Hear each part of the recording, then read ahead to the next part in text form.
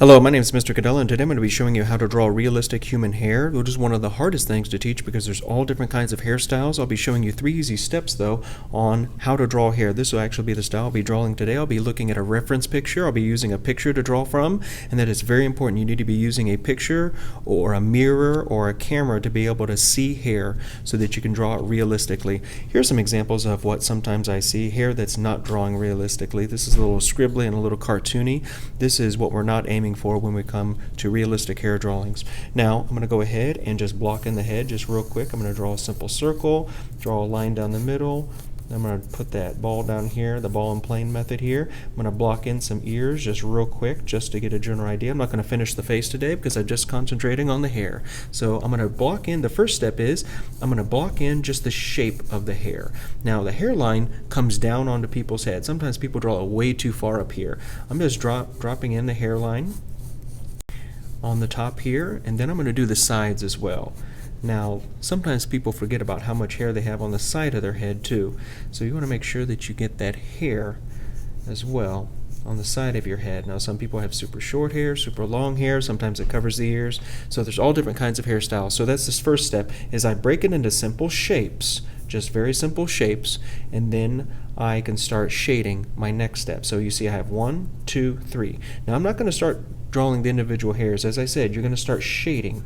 So what I'm going to do is I'm going to look for the value of these shapes. And they don't have to be perfect shapes. We can fix those later, but they should be fairly close.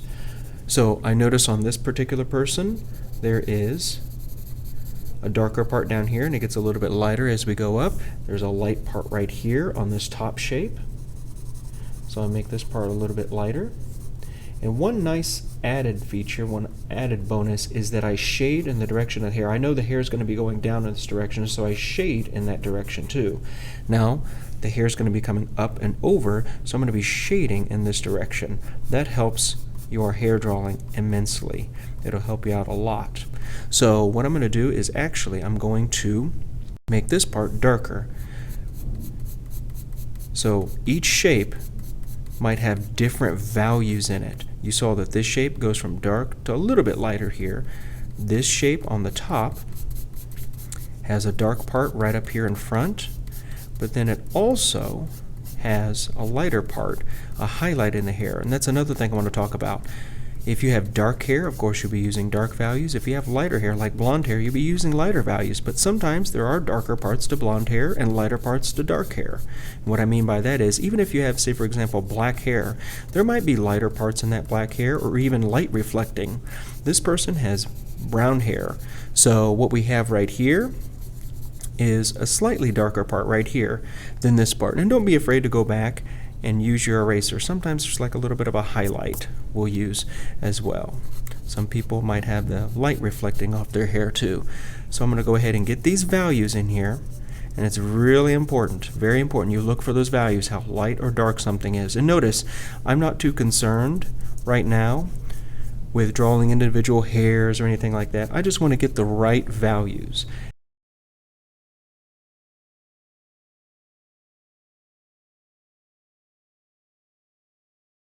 Now, I'm going to go ahead to the third step. So first, we blocked in the shape. Second, we shaded it in.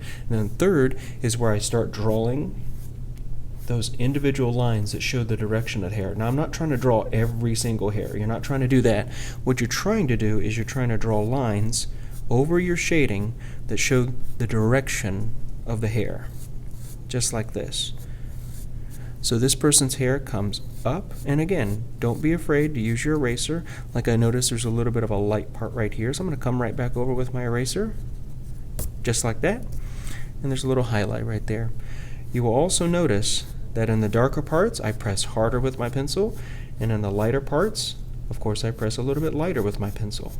You're going to have to do the same thing with your hair as well as you draw it. There are sometimes really dark parts where not only do I press harder with my pencil, but actually I take those lines and I put them closer together to make it dark. Like right down here, this person's hair gets a lot darker, so I put those lines together. Here's the other thing I want to point out too, is those direction lines change. Okay, so for example, this direction line is going to come up just like that. The hair's flowing over the top of the head, just like this. But when I get to this part, it starts changing. It starts curving around a little bit, just like this. And by the way, you don't want to make all these lines exactly the same. They want to overlap. Some are a little shorter, some are a little longer there, and you don't want to make them look the same, because then it starts looking again like a cartoon. So when I come down over here, those lines actually start heading down now, just like this.